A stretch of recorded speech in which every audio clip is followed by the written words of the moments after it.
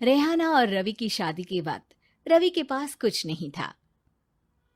रेहाना, तुमने मुझसे शादी करके एहसान किया है। मुझसे ज्यादा तो तुम कमाती हो। अरे तो क्या हुआ, एक दिन आएगा रवि कि तुम खूब पैसा कमाओगे। मुझे तुम पर पूरा विश्वास है। रवि और रेहाना खुद को स्टैंड करने के लिए पूरी मेहनत करते।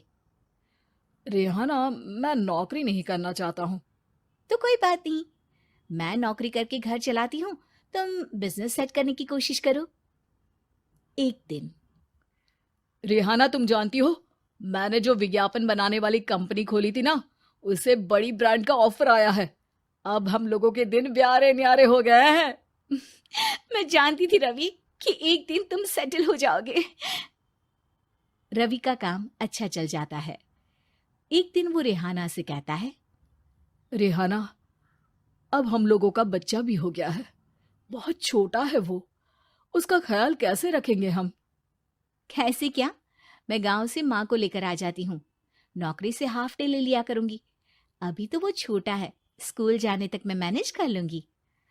देखो रेहाना, मैं अब अच्छा कमा रहा हूँ। तुमको नौकरी करके परेशान होने की कोई जरूरत नहीं है। अरे कैसी बात कर रहे हैं, मैं अपनी लगी लगाई नौकरी कैसे छोड़ दूं? और मैंने तो सुना है हम लोगों को कुछ ही महीनों में सरकारी नौकरी मिल जाएगी। सरकारी नौकरी में कितना कमा लोगी? उतने में तो मैं ड्राइवर रख लूंगा। रेहाना को रवि की बात का थोड़ा बुरा तो लगता है। कम से कम मेरी नौकरी की इतनी बेइज्जती मत करो। भूल गए, इसी नौकरी के बदौलत तुमने अपना बिजनेस खड़ा किया है। अरे वो तो मैं किसी के भरोसे भी कर लेता। देखो, अपने बच्चे को संभालो, घर का काम करो। अब बाहर जाती तुम अच्छी नहीं लगती हो। रेहाना रवि के कहने पर नौकरी तो छोड़ देती है, लेकिन अब बड़े से घर में उसकी कीमत किसी नौकर से कम नहीं होती। एक दिन रवि का दोस्त आता है। भाभी, हम लोग तो आपको तब से जानते हैं जब से आप लोग शादी होकर इस शहर में आए थे। आपकी बदौलत ही सारा बिजनेस खड़ा हुआ है। ये किस्मत तो आप ही की है भाभी। हाँ हाँ भाई, हमारी मेहनत तो कुछ है ही नहीं। अरे होगी, लेकिन भाभी की किस्मत के आगे कुछ नहीं। दोस्त वहां से चला जाता है, लेकिन रवि का गुस्सा सातवें आसमान में होता है। देखा कैसे बोल रहा था? अरे बिल्कुल अच्छा आदमी नहीं है ये। कैसी बात कर रहे हैं आप? प्रशांत भैया तो बहुत अच्छे इंसान है रवि। कैसे उन्होंने हमारे मुश्किल वक्त में हमारा साथ दिया था। अरे था पैसा तो साथ दिया, नहीं तो कौन पूछता है? रवि का व्यवहार पैसा आते ही अलग हो गया। वो बंदे को बंदा नहीं समझता। घमंड से घिरे रवि ने तो एक दिन हद ही कर दी। रेहाना, मैं अब तुम्हारे साथ नहीं रह सकता हूँ। क्या क्या बकवास कर रहे हो रवि? क्या कहना चाहते हो? और क्यों नहीं रह सकते तुम मेरे साथ? देखो, मुझे कोई और पसंद है, और उसने साथ रहने पर बस यही शर्त रखी है कि मुझे तुम्हें तलाक देना होगा। रेहाना, जो कि एक स्वावलंबी महिला थी, उसने बिना देर किए रवि को कह दिया, कोई इश्यू नहीं, मुझे पैकिंग में 4 दिन का वक्त लगेगा, लेकिन तब तक मैं तुम्हारे साथ नहीं रहूंगी। 4 दिन के लिए तुम कहीं और शिफ्ट हो जाओ, मैं घर से निकलूंगी तो बता दूंगी। रवि घर छोड़कर चला जाता है। रेहाना को दुख होता है, वो रोती है, लेकिन व्यवहार से स्ट्रांग रेहाना को पति के वापस आने का और उसे सबक सिखाने का पूरा भरोसा था।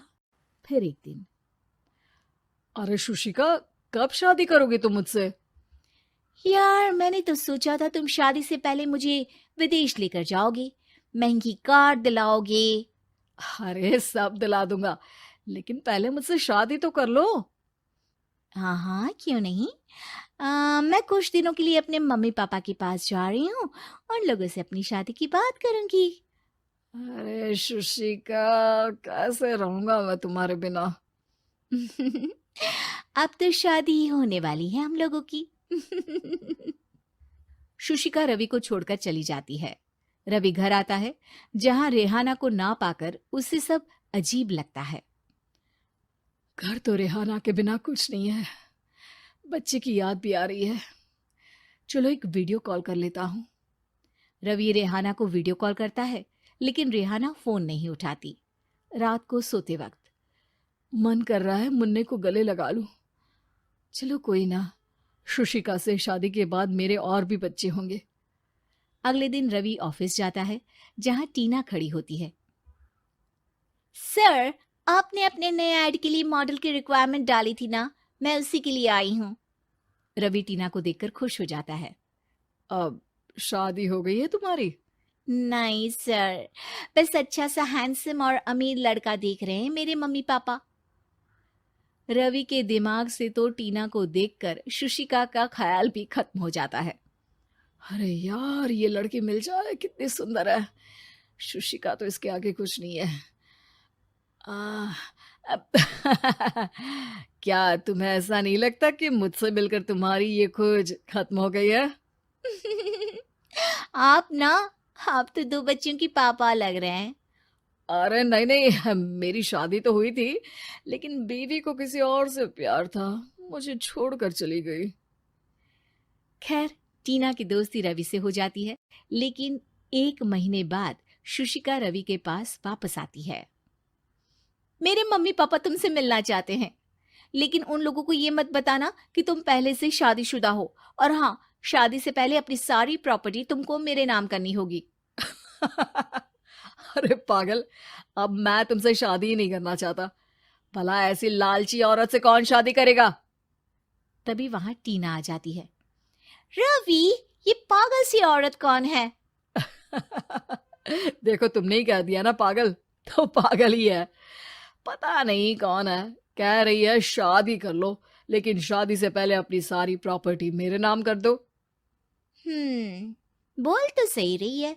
वैसे तुम जानती हो, मेरी एक सहेली है, उसके पति ने उसे पैसा आते ही छोड़ दिया, जबकि उसको खड़ा करने वाली ही मेरी सहेली थी। और मुझे भी भरोसा नहीं है। अगर मैं भी तुमसे शादी करूंगी तो तभी, जब तुम मेरे नाम अपनी सारी प्रॉपर्टी कर दोगे। अरे हाँ हाँ, क्यों नहीं, बिल्कुल कर दूंगा। रवि और टीना की शादी की तारीख तय हो जाती है। वो अपनी सारी प्रॉपर्टी के कागज लेकर शादी वाली जगह पर पहुंचता है, लेकिन वहां टीना आती नहीं। रवि टीना को मैसेज करता है। कहाँ हो? सॉरी, मैं तुमसे शादी नहीं कर सकती, मुझे तुमसे भी ज्यादा पैसे वाला मिल गया। रवि को गुस्सा आ जाता है। वो गुस्से से सारा डेकोरेशन तोड़ रहा होता है कि वहां रेहाना आ जाती है। सर, क्या हो गया? क्या डेकोरेशन पसंद नहीं आई आपको? अ, तुम यहाँ क्या कर रही हो? मैं यहाँ की डेकोरेटर हूँ। क्या आपको पसंद नहीं आई यहाँ की सजावट? रवि दौड़कर रेहाना के गले लग जाता है। मुझे माफ कर दो रेहाना। रवि रेहाना के गले लग जाता है और रेहाना टीना को थैंक्स का मैसेज करती है।